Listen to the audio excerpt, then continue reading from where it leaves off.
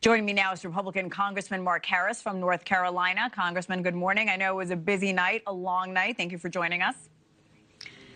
Good morning, Hannah. Great to be with you. I want to start with some sound from both Senate Majority Leader John Thune and then Senate Minority Leader Chuck Schumer. And I'll talk to you on the other side, Congressman.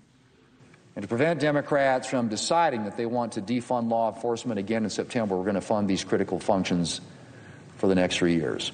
Tonight, Senate Republicans showed the American people where they stand. Not for families struggling with the high costs of childcare, groceries, gasoline, electricity, but for pumping $140 billion towards rogue agencies. Now, the budget resolution passed 58-40. Congressman, your reaction to those comments? Well, listen, and I think we find ourselves in a situation this morning that nobody's particularly happy with.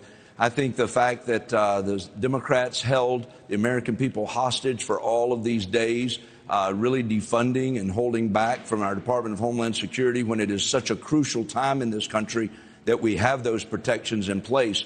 But yet they managed to do it, and we're now having to use a tool through reconciliation that really is going to get the job done, it seems. But again, we hate the fact that we have to isolate Customs Border Patrol and ICE. It just seems so unnecessary, but yet it's something that the Democrats have forced us into. And so now we're going to take the steps and not only pass it for now, but the 3 years just to take this out. It's clear that Trump derangement syndrome has seemed to take over the Democratic Party.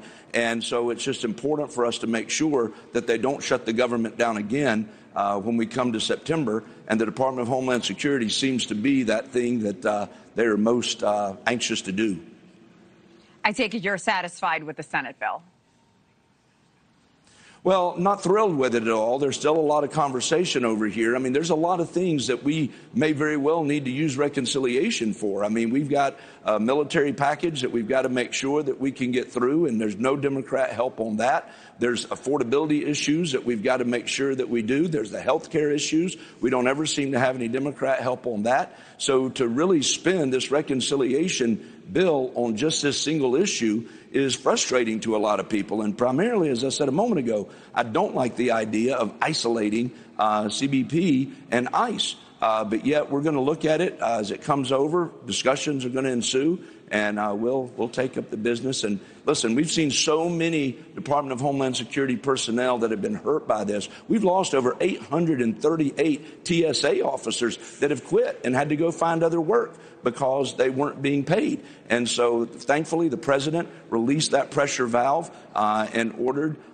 Secretary Mullen to go ahead and pay all of the Department of Homeland Security. But that money is going to be short-lived here, and we've got to take some action. So I think we're going to try to see how quickly we can move on this and get the job done. All right, thank you for that. Let's go to the foreign conflict, the current foreign conflict we're in, Congressman. That second round of talks are on hold with Iran. Ships are being fired at. They're being seized in Hormuz.